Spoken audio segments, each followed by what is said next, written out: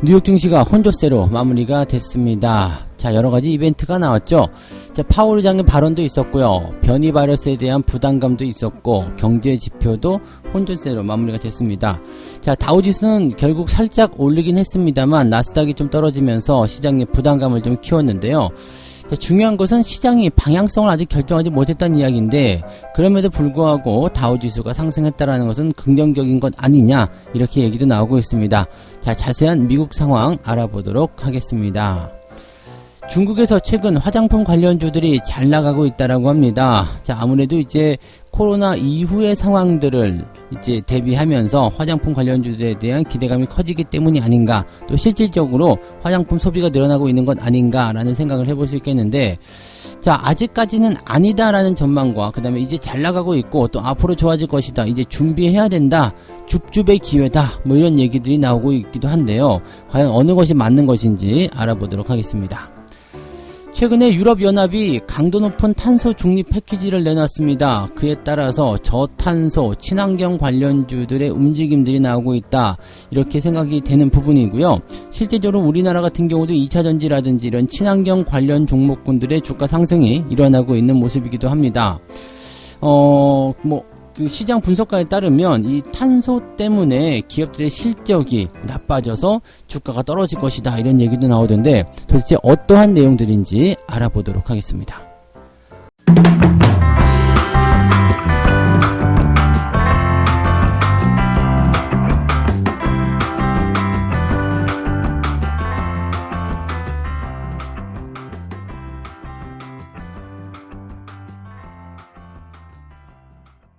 네, 반갑습니다. 자, 오늘은 7월 16일 금요일입니다. 어김없이 또 주말장이 왔어요. 네, 주말장은 변동성의 시간, 또 그 다음에 다음 주를 위한 하나의 어떤 준비 과정, 뭐 그렇게 보실 수도 있겠는데, 보통은 주말장에서는 매도 물량을 많이 내놔요.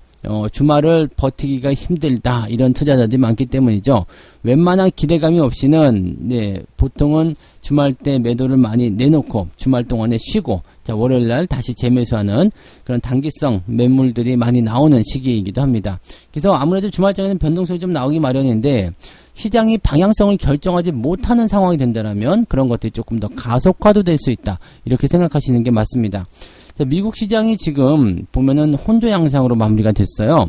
다우지수는 0.16, 나스닥은 마이너스 0.7% 하락이 됐습니다.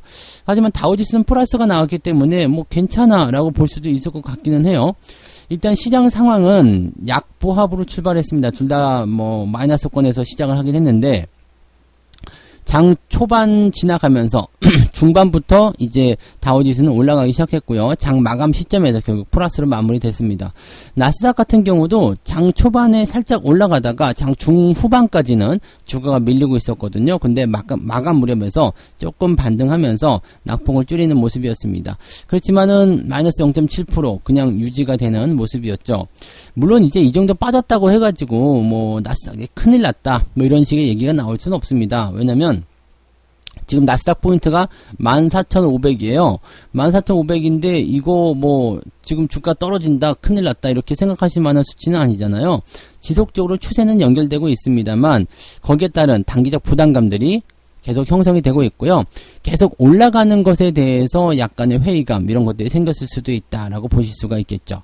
자, 특히 이제 지난 간밤에서는 미국의 이벤트들이 굉장히 많았다는 것을 참고해 본다라면 우리가 어느 정도 이해를 할 수 있는 부분이 아닐까 생각되기도 합니다.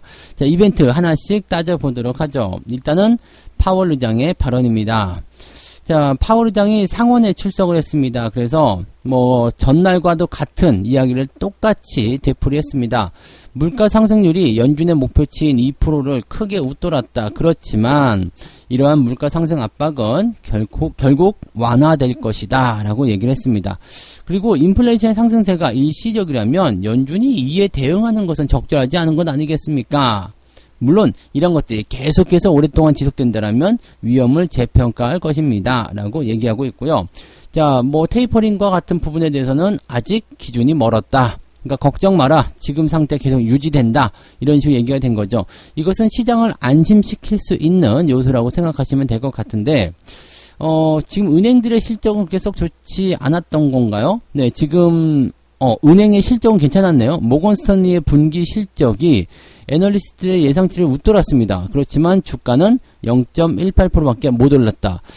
자, 이거는 뭐 금리 인상에 대한 부분이 조금 멀어졌기 때문이 아닐까라는 생각 좀 해봅니다. 실적은 괜찮았는데 파월 의장이 뭐 금리를 올린다든지 뭐 테이퍼링을 축소한다든지 뭐 이런 식으로 진행이 돼가지고 뭔가 은행 쪽에 활기를 불어넣었다라면 은행주가 올라갔을 가능성이 높은데 금리에 대한 부분들이 은행을 도와주지 않은 상황이 됐겠죠. 또는 뭐 이제 투자은행들이기 때문에 우리나라와는 약간은 다른 부분일 수도 있겠습니다만 어쨌든 금융 수익에 대한 부분 그런 것들이 조금은 은행 금융주들에게 악영향을 미치지 않았을까라는 생각도 조금 해봅니다. 어쨌건 실적은 좋았으나 주가가 뒷받침되지 못했다라는 것이 이제 시장의 어떤 변동성을 확보하는데 또 다른 이유가 됐을 것이다 보시면 되겠습니다. 파월 의장의 발언은 별다른 게 없었고 그리고 은행은 실적이 좋았지만 주가가 오르지 못했다. 시장이 이거 뭐야 라고 얘기하기에 딱 맞는 내용들이 아닐까 생각되기도 합니다. 자, 그 다음은 뭘 보냐면 변이 발휘했어요. 자, 지금 백신 접종률이 낮은 아칸소, 미주리, 루이지애나, 네바다주 이런 일부 지역에서 대규모 발병이 나타났다는 소식이 전해지고 있습니다. 자, 일단은 백신을 맞으면 괜찮은 것 같아요. 이번에 KBO 야구 선수 쪽에서도 4명이 같이 있었지만은 1명은 백신을 맞으면서 감염이 안 됐죠. 3명이 가입이 되고 감염이 되고요. 물론 이거 논란이 되긴 했습니다만 어쨌든 백신의 효과가 어느 정도는 입증되고 있다는 거잖아요. 그러니까 이 확진에 대한 부분들도 실질적으로 이제 백신 접종이 높아지게 되면 점점 줄어들 수밖에 없다라는 거. 그 부분을 생각하실 수 있겠는데 자, 어쨌건 지금 일부 지역에서 대규모 발병이 일어나고 있다는 거, 이 자체만으로도 어떻게 보면은 사실은 좀 부담스러운 내용이 아니겠는가 생각되기도 합니다. 그래서 더 많은 접종률, 더 많은 백신 접종이 필요하다 이렇게 생각할 수도 있는 부분일 겁니다. 자, 그러다 보니까 이제 이런 확산에 대한 부분들이 아직은 접종률이 낮은 국가들에서는 굉장히 좀 피곤한 상황이 벌어질 수 있겠죠. 또 접종을 맞았다고 하더라도 좀 이제 질이 낮은 그런 백신을 맞은 그런 지역에서는 여전히 감염이 확산이 되고 있는 상태이기 때문에 이런 것들에 대한 부담감들이 생겨나고 있다 보시면 되겠습니다. 여기에다가 지금 중국의 성장률이 실질적으로 크게 둔화한 모습이 좀 나타났습니다. 2분기 국내 총생산 성장률이 7.9%로 집계가 됐습니다. 이거는 굉장히 강하게 상승해야 되는 지금 현재 시점에서 그냥 평년의 수준보다 조금 더 좋은 그 정도밖에 안 되잖아요. 중국 성장률이 보통 6%대 또는 살짝 내려서 5%대였는데 지금 7.9%대라면 지금같이 성장해야 되는 시기에서 7.9%다. 이건 약간 애매한 거죠. 자, 전 분기에는 18.3%나 뛰었거든요. 그런데 이번 분기에서 7.9%라. 이거는 크게 둔화되는 그런 모습이겠죠. 그래서 물론 이제 중국의 경제 성장 규모가 크기 때문에 계속 뛰어 올라갈 수 없겠습니다만 이 정도의 변동성이라면 당연하게도 시장에 충격을 줄 수 있는 내용이 좀 될 겁니다. 그래서 중국의 성장 둔화, 여기에다가 이제 델타 바이러스의 변이 확대, 이런 부분들 같은 경우는 시장에 부담감을 줄 수 있는 그런 내용이 좀 되는 거고, 중국 자체가 성장성이 낮아지다 보니까 세계 경제 시장의 어떤 회복세도 늦어지는 것 아니냐, 이런 식의 얘기가 좀 나오고 있습니다. 근데 중국도 이제 백신을 좀 제대로 된 거 잘 맞기 시작하면 괜찮을 것 같다 생각이 좀 들긴 하는데, 어쨌든 성장률에 대한 부분들이 조금 줄어들었다는 것이 시장에 부담감을 좀 주었다 보시면 되겠습니다. 자, 그러면 경제지표도 한번 살펴볼게요. 경제지표를 보게 되시면은 이제 고용 같은 경우는 또 괜찮아요. 주간 실업수당 청구 건수가 다시 최저치를 기록을 하게 됩니다. 그래서 지금 36만 명으로 집계가 됐어요. 그래서 뭐 지금 이 정도면 괜찮은 것 같아요. 코로나 이후로 가장 최저치를 기록한 그런 상태라고 되었거든요. 물론 이제 더 많이 줄어들어서 20만 명대 초반까지 내려가면 자, 정상화되었다라고 생각할 수 있겠습니다만 여전히 이제 높은 수치이기는 합니다. 그렇지만 고용이 계속적으로 회복이 되고 있다라는 것, 이것이 또 중요한 거 아니겠습니까? 그래서 지금은 일단은 전문가 예상들하고 거의 맞아 떨어졌다라고 보시면 될 것 같고, 일단은 2000년 3월 이후에 가장 낮은 주간 수치를 기록했다는 것도 주목해 볼 만한 내용이 되겠습니다. 그래서 뭐 괜찮긴 한데요. 지금 그 산업 생산 같은 경우는 전달보다 0.4% 늘어나는데 그쳤다라고 되어 있습니다. 예상치는 0.6%인데 산업생산이 지금 실제로 나온 것은 0.4%밖에 되지 않는다. 산업생산이 둔화가 된다는 것은 공장들이 가동률이 좀 떨어진다는 얘기나 마찬가지라고 보시면 되거든요. 그래서 이거는 또 경기 회복세가 둔화되고 있다라고 볼 수도 있는 내용입니다. 고용은 좋아지고 있는데 경기 회복은 떨어지고 있다. 자, 이것도 약간은 아이러니한 부분이긴 합니다만은 지금 상황이 이렇게 되다 보니까 그래서 좋다는 거야 나쁘다는 거야. 지금 제가 쭉 읽어드린 내용들 지금 살펴보시면 파월 의장 발언 뭐 인플레이션 걱정할 거 없어 괜찮아요 라고 얘기하는 부분이 있었고요. 근데 기업 실적은 오히려 뭐 좋게 나왔지만 주가는 안 올랐어. 이거 뭐야 좋다는 거야 나쁘다는 거야. 델타 변이 바이러스에 대한 부분들 보니까 대규모 발병이 일어나는 지역도 있고 중국의 국내 총생산이 크게 둔화되는 모습 좀 있었어요. 하지만 백신을 맞게 되면 제대로 된 백신을 맞으면 감염률이 떨어진다라는 거. 그래서 이거 좋다는 거야 나쁘다는 거야. 또 한 가지 지금 고용은 좋아지고 있는데 산업생산은 떨어지고 있어. 그래서 좋다는 거야 나쁘다는 거야. 이게 지금 애매한 기준을 가지고 만들어지고 있다는 얘기예요. 그러다 보니까 시장이 그래서 좋다는 거야 나쁘다는 거야. 네, 그렇게 되는 거죠. 그러니까 시장이 지금 횡보 흐름 뭐 이런 약간의 혼조 양상을 보이는 내용은 좋다는 거야 나쁘다는 거야. 그래서 그 기준을 아직 명확하게 설정하지 못했기 때문이다라고 보시면 되겠습니다. 하지만 시장이 내려가야 될 이유 없습니다. 뭐 올라가야 될 이유도 그다지 크지 않겠습니다만 내려가야 될 이유도 없어요. 그러면 횡보 흐름이 나타나게 될 가능성이 굉장히 높은데 국내 증시는 그럼 왜 올랐어요? 내려갔기 때문이잖아요. 횡보가 나타나야 되는데 내려갔잖아요. 그러면 자기 자리를 되찾기 위해서 다시 올라가야 되겠죠. 그런 정도의 반등이었다고 생각하시면 되겠고 국내 증시도 그렇게 크게 뛰어오르는 그런 형태의 모습보다는 유지가 되어가는 형태로 진행되지 않겠는가 생각되기도 합니다. 우리나라도 변수 많아요 지금. 네, 그렇기 때문에 현재 시점에서 국내 증시에 막 그냥 반등 나오니까 막 질러야지 이렇게 생각하시는 것은 좋지 않을 겁니다. 자, 이런 혼조 양상이 나올 때는 주말장 변동이 더 커질 수도 있어요. 그러니까 아침부터 뛰어들어서 매매를 하시는 것보다는 이 변동성을 충분히 확인하시고 나서 대응하실 것을 권장해 드리도록 하겠습니다. 이 부분 꼭 참고해 주시기 바랍니다. 네. 자, 두 번째 이야기로 넘어가겠습니다. 다시 주춤하는 것인가? 네, 중국에서 잘 나가는 화장품 관련주들을 줍줍하라 이런 얘기 나오고 있습니다. 지금 그 코로나가 재확산이 되면서 화장품 관련주들, 뿐만 아니라 소비주들도 약간 애매한 그런 상황이 좀 만들어지고 있죠.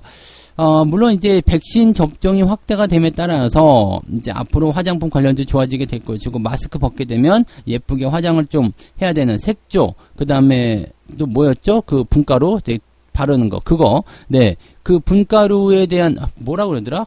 이거 뭐 이렇게 있잖아요. 두들겨 갖고 바르는 거. 네, 그런 것들 이거 이름이 생각 안 나니까 하여튼 그거요. 네, 그거에 대한 그 화장품 관련주들의 관심을 높여야 한다라는 얘기가 있는 건데, 지금 보면은 이제, 여기에 대해서 관심을 좀 많이 가지면서 실질적으로 뭐 색조라든지 그렇게 그 분가루에 대한, 비비크림, 네, CC크림 뭐 그런 것들 하고 이제 하여튼 그 얼굴색을 조금 밝게 해주는 거. 뭐 이건 남자들도 많이 사용하니까요. 그래서 그런 부분들에 대해서 뭔가 기대치가 높아진다라는 상황이 좀 있었거든요. 그래서 주가가 실질적으로 올라가기도 했었죠. 그런데 최근에 다시 코로나가 확산이 되면서 마스크 다시 써. 이렇게 됐잖아요. 그러니까 다시 이게 쏙 들어가면서 주가가 떨어졌단 말이에요. 물론 LG생활건강이라든지 뭐 코스맥스 뭐 이런 등등의 화장품 관련주들이 그다지 안 좋은 상태, 여기다가 거리두기 4단계 이렇게 진행되니까 화장품 사용량이 또다시 감소되는 그런 상황이 만들어졌다는 얘기죠. 주가가 떨어졌다. 자, 그런데 과연 이런 국면을 계속적으로 유지되는 것을 봐야 되느냐? 그건 당연히 아니겠죠. 왜냐하면 접종이 확장이 계속 되게 되면 어떻게든 접종을 다 맞을 거 아니에요. 그리고 어떻게든 이 국면은 또 끝날 거 아닙니까? 그러면 이 상태에서는 어떻게 될까요? 네, 뭐 마스크 벗는다든지 이게 안 오는 날이 아니거든요. 결국에는 백신 접종을 맞게 되고 그 다음에 이 바이러스에 대한 치료제가 나오기 시작하고 이렇게 되면은 그 다음부터는 마스크 벗고 일상으로 돌아갈 수 있는 거죠. 그러니까 이런 상황들이 만들어지게 될 때까지는 약간은 애매한 상태가 될 수 있겠지만 이런 자리가 오히려 저점에서 매수할 수 있는 줍줍의 기회다라고 얘기를 하고 있는 거죠. 증권가에서 얘기하기를 이렇습니다. 백신 접종률이 계속 올라가고 있기 때문에 결과적으로 이 바이러스 확장에 대한 부분들은 점차적으로 줄어들 수밖에 없을 것이다. 물론 이 변이 바이러스에 대한 부분들이 재확산됨에 따라서 지금 당장은 괴롭겠지만 결국에는 다시 좋아지게 될 것이다 라고 되어 있는 부분이죠. 그러니까 지금은 줍줍의 기회, 즉 사야 한다, 저가에 사야 한다, 뭐 이런 식의 얘기를 하고 있는 모습인 것 같아요. 자, 이것을 우리가 어떻게 받아들여야 되냐면 요거 일단은 결론은 맞죠. 네, 우리가 생각하기도 맞잖아요. 왜냐면은 이 바이러스가 계속 퍼져가지고 결과적으로는 이제 모두가 망하거나 아니면 이제 다시는 마스크를 벗을 수 없는 그런 시대가 올 거라고 생각하는 사람은 아무도 없을 거예요. 당연한 얘기죠. 그렇다면 지금 어떻게 봐야 되느냐? 그 시대가 오기는 오는데 그게 언제인지 아직은 불확실하죠. 올 하반기가 될지 아니면 내년 초가 될지 아니면 내년 여름이 될지 그건 알 수가 없는 부분이에요. 지금은 이 부분이 극복이 돼야 되는 거고 백신 물량이 확보가 돼야 되는 부분이죠. 지금 정부에서는 올 하반기 안에 거의 대부분의 국민이 이 백신 접종을 받게 될 것이다 라고 되어 있는 상황이기 때문에 하반기 정도로 잡는다 라고 생각한다면 뭐 찬바람 불 때쯤 되겠죠. 10월 전에 뭐 11월 전에 일단 백신 접종을 마친다 라고 생각하게 된다면 얼마 남진 않았어요. 근데 주식 시계를 따지고 보면 굉장히 길어요. 자, 지금 매수해놓고 3, 4개월 기다려라. 뭐 물론 이것도 지금부터 올라간다면 괜찮을 수 있어요. 근데 더 내려간다라면 아직은 뭐 이제 바이러스에 대한 확산 속도가 크잖아요. 거리두기가 아직은 이제 시행되고 있는 상태잖아요. 그렇기 때문에 지금은 화장품 관련주들이 막 튀어 올라가긴 조금 애매한 구간일 수도 있습니다. 그래서 증권사에서 이야기하는 대로 이렇게 백신 접종이 상승하기 때문에 지금이 줍줍의 기회다 이렇게 받아들일 것이 아니라 내려갈 땐 가만두세요. 어쨌든 다시 올라갈 종목이라면 다시 올라오게 되어 있습니다. 그래서 내려갈 때 가만뒀다가 이제 올라오기 시작할 때요. 올라오기 시작하는 것도요. 이제 뭐 골든크로스라든지 추가에 대한 어떤 상승들이 만들어졌을 때 확실하게 그런 방향을 잡아서 가셔야지 그런 상황이 아니라면 대응하기가 좀 어려울 수 있다는 얘기죠. 그래서 지금 일단 가지고 계신 분들이거나 신규 매수를 생각하시는 분들은 기다렸다가 주가 상승이 유지가 되는 시점에서는 반등을 기다려주는 것이 좋다. 이렇게 생각해 보시면 되겠습니다. 아시겠죠? 그러니까 매수의 포인트는 지금이 아니라 조금 기다렸다가 확실시 되는 시점에서 추가적으로 들어가자. 그렇게 말씀드릴 수 있겠습니다. 화장품 관련주들은 어떻게든 올라갈 수밖에 없습니다. 네, 그러니까 그런 부분들을 생각하시고요. 아, 올라가긴 올라갈 건데 매수 타이밍을 어디로 잡을 것인가. 그것을 중심적으로 생각해 주실 필요성이 있겠습니다. 자, 그러면 이제 세 번째 이야기로 넘어가도록 하겠습니다.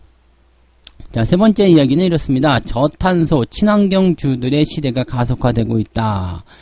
자, 얼마 전에 이제 유럽연합이 강도 높은 탄소 중립 패키지를 내놨습니다. 그러면서 국내 증시에서 친환경 관련주의 주목도가 높아지고 있는 상황이다. 물론 이제 이 탄소 배출이라든지 또는 이 친환경 쪽으로 가는 것은 맞는 얘기예요. 뭐 계속적으로 이제 정책이라든지 공약 이런 것들로 많이 나왔었던 부분이기도 하고요. 그래서 앞으로 이제 이런 것들과 관련된 기업들, 뭐 탄소 배출권이라든지 또는 2차 전지라든지 또는 뭐 태양광, 풍력 뭐 이런 등등에 대한 부분들이 각광을 받게 될 것이다라는 것은 뭐 당연한 얘기가 될 겁니다. 앞으로 이제 상황이 이렇게 될 것이고요. 지구 온난화에 대한 어떤 부담감들을 계속 가지고 있기 때문에 이런 친환경 뭐 이렇게 메탄가스나 이제 이산화탄소 이런 것들을 발생하지 않는 이런 쪽으로의 어떤 부담감들을 많이 줄이려고 할 것이다라고 보시면 되겠죠. 자, 그런 것도 이제 세계적인 트렌드로 가면서 실질적으로 이제 외국인들이 매수를 하고 있는 종목군들은 2차 전지 쪽에 많이 집중됐었습니다. 코스피, 코스닥 해가지고 최근에 주가가 많이 올라가는 모습이 확인이 좀 되고 있는 모습이고요. 지금 EU 집행위원회가 14일날 지난 수요일이죠. 이때 결정을 한 게 2050년까지 탄소 중립 목표를 달성하기 위한 중간 단계인 핏4 55 입법 패키지를 공개했다라고 되어 있습니다. 2030년까지 온실가스 배출량을 1990년도 대비 55% 줄이겠다 이런 얘기죠. 그러니까 일단은 온실가스를 줄여라, 네, 탄소 배출을 줄여라 이런 얘기가 되는 겁니다. 그러니까 이런 식으로 되는 그 부분들은요 기업들에겐 압박이 될 수밖에 없어요. 왜냐면 기업은 굴뚝 세워가지고 뭔가 만들어야 되잖아요. 그럼 거기서 이산화탄소가 발생할 수밖에 없다는 얘기죠. 그러니까 지금 최근에 기업들이 이런 친환경의 어떤 시스템이라든지 이런 쪽으로 열을 올리고 있는 이유가 이 모든 것들이 탄소 배출을 얼마만큼 하느냐에 따라서 돈을 낼 수밖에 없는 상황이 좀 됐어요. 안 그러면 영업을 못하게끔 되어 있는 그런 상황으로 가고 있는 거잖아요. 그래서 탄소 배출권에 대한 그런 사업들을 같이 영위하고 있는 회사들도 많이 있습니다. 그러니까 땅을 사가지고 나무를 심어요. 그러면 이제 나무에서 이제 산소가 나올 거 아니에요. 그 다음에 이산화탄소 잡아먹고 그런 그 규모를 계산을 해가지고 나 이만큼의 탄소 배출권을 가지고 있습니다. 근데 그 기업이 탄소를 배출하는 그런 회사가 아니야. 그러면은 이것을 탄소 배출권을 팔아먹을 수가 있어요. 자, 나 이만큼 가지고 있는데 이거 살 사람 해갖고 돈으로 할 수 있다는 얘기죠. 내가 공장을 지어서 공장을 돌리고 있는데 나는 숲이 없어. 그러면은 탄소 배출권을 사야지 되는 거예요. 공장을 돌리기 위해선. 그러면은 탄소 배출권 가지고 있는, 즉 조림 사업을 하는 회사한테 그 탄소 배출권을 사와가지고 네. 공장을 지어서 이제 활동시킬 수 있는 그런 상태가 되는 거죠. 지금은 이런 세대로 가고 있다는 얘기예요. 그러니까 공장을 돌리고 싶으면 네, 산소를 어느 정도 만들고 이산화탄소를 절감시키는 그런 효과의 어떤 상황들을 만들어라. 그거 안 되면 돈 내라. 이런 식으로 되는 거거든요. 그러니까 이제 탄소 배출권 사업을 하든 아니면 친환경으로 하든 둘 중에 하나. 그러면 기업들은 친환경 쪽으로 가는 게 돈이 안 드니까 그쪽으로 시스템을 바꾸기 시작하겠죠. 네. 물론 자동차도 마찬가지예요. 앞으로 이제 뭐 내연기관 자동차들은 뭐 한 30년 정도 안에는 거의 없어지지 않겠는가 생각합니다. 물론 지금도 신차들이 많이 나오고 있습니다만 뭐 자동차들의 수명을 보통 15년, 20년 맥시멈으로 잡았을 때 본다라면 한 30년 안쪽에서는 없어지지 않겠느냐라고 보여집니다. 그리고 전기차 아니면 이제 수소는 지금 자동차 쪽으로는 잘 안 들어오는 것 같더라고요. 그래서 그쪽으로 가지 않겠느냐라고 보여지는 부분이겠죠. 그래서 어쨌든 이 탄소 배출에 대한 그 관련 페널티가 확장이 되기 시작하면 주식시장에는 이제 움직임들이 좀 달라지게 될 텐데 이것은 곧 가격, 즉 비용의 상승으로 늘어난다라고 되어 있는 거죠. 자, 이렇게 되면 어떻게 될까요? 기업들이 돈을 내고 사업을 하기 시작한다. 그러면 실적이 나빠지게 되겠죠. 일단은 쓰지 않아도 되는 돈을 써야 되는 부분이 되는 거니까 또 가격이 인상되면 비용의 증가가 일어나게 되는 거니까 일단은 기업의 주가는 하락하게 될 가능성이 높습니다. 그래서 탄소 가격 상승에 대한 부분으로 주가 하락의 압력까지도 나타날 수도 있다. 이렇게 되어 있습니다. 지금 2030년까지 탄소 가격이 75달러라면 주식시장은 최대 20% 정도의 압박을 받을 수 있다. 만약에 150달러까지 오른다면 이 탄소라는 것 하나만으로도 주가가 40% 정도의 가치 하락을 보일 수도 있다라고 얘기가 되고 있는 부분입니다. 반대로 얘기한다면 탄소 관련한 사업을 하고 있는 거 친환경 포트폴리오를 구축하고 있다라면 오히려 저 주가가 내려가는 것만큼 더 수혜를 받을 수 있는 그런 상태가 되고 있다. 일반적인 포트폴리오에 비해서 10년간 10에서 20% 정도의 상대 수익 우위를 기록할 수도 있을 것이다 라고 얘기가 되고 있는 부분입니다. 자, 그런데 친환경 관련주 산다고 해서 무조건 다 되는 건 아니겠죠. 왜? 이미 많이 올라간 종목들이 있어요. 이미 10년간 10% 정도씩 우위 수익을 거둘 수 있는 부분을 이미 다 선반영해서 끌어먹은 게 있습니다. 그런 것들은 매수하시면 안 되고요. 네, 서서히 상승하고 있거나 서서히 주목을 받을 수 있는 그런 종목들은 꾸준하게 데리고 가시고, 그 다음에 내가 저점에 사가지고 수익이 많이 나와 있는 그런 친환경 관련주들이 있다. 그런 것들은 관심을 좀 가지셔도 되겠습니다. 이 모든 것들이 단순간 일어나는 게 아닙니다. 2030년, 2050년 뭐 이렇게 얘기가 되어 있잖아요. 물론 아주 먼 미래는 아닙니다만 당장 우리 앞에 오는 현실은 아니죠. 지금 우리가 2010년인데 지금 2020년이죠. 2020년이고 앞으로 2050년이면 30년이 더 있어야 되거든요. 30년이 더 있으면 내가 많죠, 나이가. 네. 나이가 많아져요. 그때 되면 몰라, 이씨. 이렇게 될 수도 있는 상황이거든요. 나 주식 투자 안 해. 이런 상황이 될 수도 있어요. 왜냐면 젓가락 들 힘이라도 있어야지 뭔가 인생을 즐겨야 될 텐데, 그때까지 계속 주식하면서 그럴 수 없는 거 아니에요? 물론, 투자는 계속 이어나가셔야 되겠습니다만, 네. 그때 되면 막 신경을 많이 쓰시거나 그래야 될 필요성이 없을 수도 있습니다. 어쨌건, 네. 시장은 계속 오름세를 보이는 것이 아니라 올랐다 내렸다 하는 과정이기 때문에 어느 정도 또 조정에 대한 포인트가 오긴 하겠습니다만, 지금 당장 그것을 걱정해가지고 막 그렇게 하실 필요는 없겠고요. 천천히 준비할 수 있는 종목군으로 이제 앞으로 탄소라든지 이런 그 친환경 관련한 종목군들의 포트폴리오를 준비할 필요성은 있다라고 생각하시면 될 것 같습니다. 자, 이렇게 해서 오늘 세 가지 이야기 전달을 해드렸어요. 네, 미국 증시는 혼조 양상을 보였다. 뭐 파월의 의장의 증언이 있었고, 바이러스, 그다음에 경제 지표, 야, 이 이슈가 굉장히 많아가지고 막 굉장히 떠들썩할 것 같았는데 그냥 시장은 혼조였다. 왜? 방향성을 정하지 못하는 그러한 내용들이었다라고 보여지면 되겠고요. 자, 중국에서 잘 나가고 있는 화장품 관련주들에 주목하라라는 이야기 나오고 있죠. 네, 근데 지금 당장 사는 것이 아니라 일단은 좀 좋아진 다음에 사야 되겠죠. 상황이 조금 좋아지거나 이 화장품 관련주들이 반등하기 시작했을 때, 그럴 때 접근하는 것이 유리할 것이다. 이런 부분들. 그리고 저탄소 친환경주들에 대한 가속화가 진행되고 있는데, 이 탄소와 관련된, 탄소 배출과 관련된 부분들이 계속 문제시 되고 있기 때문이다 라고 생각하시면 되겠습니다. 여기에 대한 투자 전략은 중장기적으로 길게 보셔야 됩니다.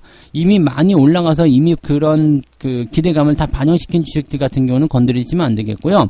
앞으로 서서히 이런 기대감들을 반영해 나갈 수 있는 그런 주식으로만 접근을 해보시면 길게 보셨을 경우에 수익을 오랫동안 가져가실 수 있을 것이다 라고 봐주시면 될 것 같습니다. 자, 책 한 곡지 읽고 마무리하면 되겠습니다. 네, 가치 있는 주식을 가장 싼 값에 사는 것이 핵심이다. 그리고 그 가치가 드러날 때까지 갖고 있다가 파는 것이 전부 아니겠는가. 그러려면 선견지명과 인내심 그리고 역발상이 필요하다. 결코 가격이 싼 주식만 매입하지는 않아야 한다. 단순히 싼 주식이 아니라 최고로 싼 주식을 매입해야 할 것이다. 네, 최고로 싸다는 거. 사실 근데 최고로 싼 가격대를 잡으려고 하다가 많은 사람들이 피본 적이 많아요. 그래서 아예 저점보다도 그냥 저점 언저리 이렇게 들어가시면 될 것 같고, 싸게 사서 오를 때까지 자기 가치가 제대로 된 인정을 받을 때까지 기다려줬다가 올라가면 팔아먹는 것, 그것이 전부다. 그게 주식 투자예요. 네, 여러분들 잊지 마시고 그 부분을 잘 기억하시면 좋을 것 같습니다. 오늘도 최고로 싼 주식을 매수하셔서 좋은 결과를 만들어내 보시기 바랍니다. 자, 저는 장중시황에서 다시 돌아오도록 하겠습니다. 오늘도 여러분들 성공 투자하시고요. 화이팅 하시기 바랍니다. 고맙습니다.